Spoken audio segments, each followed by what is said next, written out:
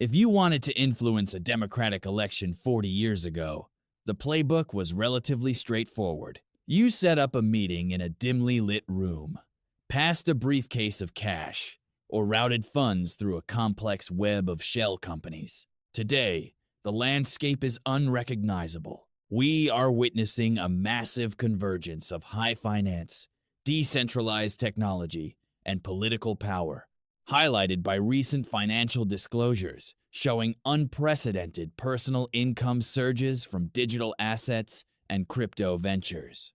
It raises a fundamental question. Has the traditional concept of political corruption simply evolved into something we are legally and technologically unprepared to regulate? It absolutely has. The traditional models of tracking influence are failing because the vehicles of wealth generation have changed. When a political figure launches a cryptocurrency venture or sells digital assets directly to the public, they are bypassing the traditional financial gatekeepers. To understand the sheer scale of this shift, we have to look at it through a pestle lens. Politically, it creates a direct channel of financial alignment between foreign or domestic buyers and a candidate. Economically, we are looking at highly volatile, speculative assets that can fluctuate in value based on a single social media post. Socially, there is a growing acceptance of alternative finance, which makes these ventures look like modern innovation rather than conflicts of interest. And technologically, the decentralized nature of blockchain makes tracing the ultimate origin of funds incredibly difficult, even if the ledger itself is public. Legally, our disclosure frameworks are hopelessly outdated. They were built for stocks, bonds, and real estate, not for digital tokens utility-pegged to a political brand. It creates a massive loophole where personal wealth generation and campaign promotion blend into a single, continuous stream. Exactly. If you run a SWOT analysis on this new reality, the strengths for the political actors are obvious. They get rapid liquidity, direct access to a global pool of capital, and a highly enthusiastic base of supporters who are financially invested in their political success. But the weaknesses are equally glaring. Speculative assets are highly volatile, and any sudden crash can lead to accusations of financial impropriety or outright scams, damaging their credibility. The opportunities, though, are what really drive this behavior. We are talking about the ability to monetize political influence in real time, creating a self-funding political machine that does not rely on traditional donors or party infrastructure. But the threat to the broader democratic system is profound. If public policy can be influenced by purchasing a candidate's private digital currency, the entire concept of public service is compromised. It shifts the threat vector from campaign donations, which have limits, to direct personal enrichment, which has very few. That is where the strategic alignment becomes fascinating. If we apply the MOST framework, looking at the mission, objectives, strategies, and tactics of these political actors, the picture becomes crystal clear. The mission is not just winning an election. It is the consolidation of long-term political and financial influence. The objective is to build an independent financial empire that can withstand legal battles, political campaigns, and institutional opposition. And the strategy to achieve that is the fusion of personal branding with decentralized finance. By launching crypto ventures, the politician ensures that their financial well-being is directly tied to the financial interests of their followers. The tactics are highly practical.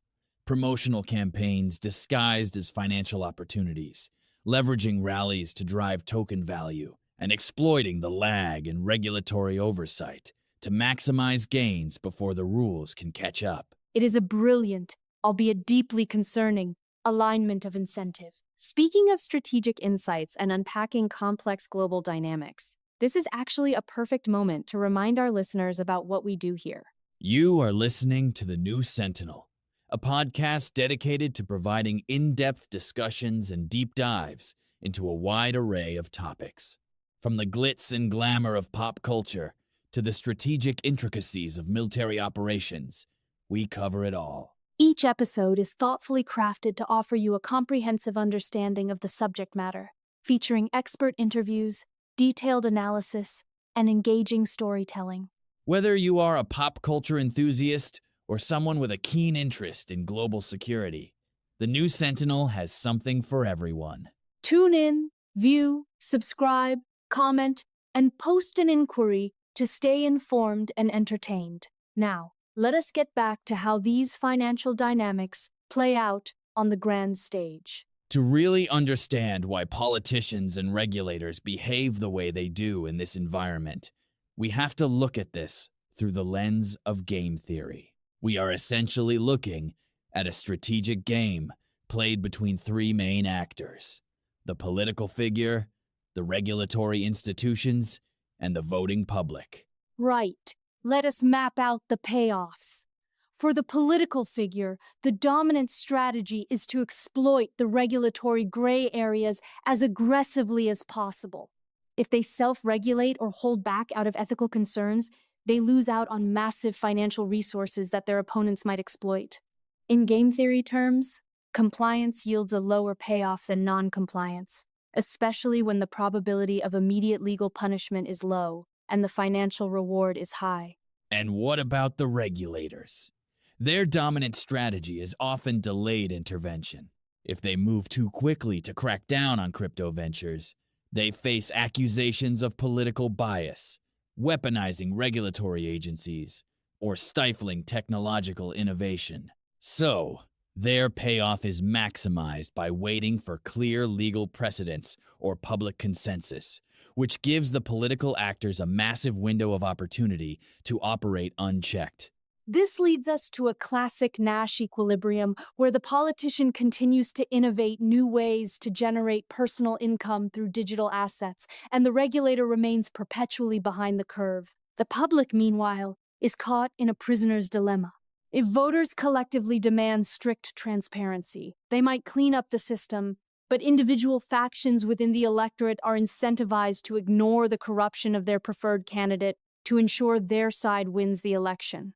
The short-term desire for political victory overrides the long-term benefit of systemic integrity. It is a self-reinforcing cycle. When personal wealth and political power become this deeply intertwined, the traditional checks and balances start to look like minor speed bumps. We are no longer talking about traditional lobbying, where a corporation pays for access. We are talking about a system where the politician is the corporation, and the public is buying shares in their political future. It changes the very nature of political loyalty. If you own a token associated with a candidate, you do not just want them to win because you agree with their policies. You want them to win because their victory directly increases the value of your financial portfolio. The supporter becomes a shareholder. That is a massive shift in democratic incentives. It really is. It turns political support into a speculative investment. And if we look at the long-term trajectory, where does this leave us? If the legal framework cannot adapt fast enough to address these hybrid financial political structures, we might see a future where public policy is openly traded on decentralized markets. That is the ultimate destination of this trend. We could see a scenario where legislative outcomes, regulatory decisions, and executive orders are directly correlated with the market performance of specific digital assets owned by key political figures. It would represent the complete financialization of governance. It forces us to ask a very uncomfortable question. Is our current regulatory framework even capable of policing this, or has the technology permanently outpaced the law? If the definition of conflict of interest can be bypassed by simply changing the format of the asset from fiat currency to blockchain tokens, then our legal definitions of corruption are essentially obsolete. It means we need a fundamental rewrite of disclosure laws. We cannot just ask politicians to list their assets on a paper form once a year. We need real-time automated tracking of digital wallets, smart contracts, and token transactions. But the irony is that the very people who would need to pass those laws are the ones currently benefiting from the lack of them. Which brings us back to the core deadlock of the game.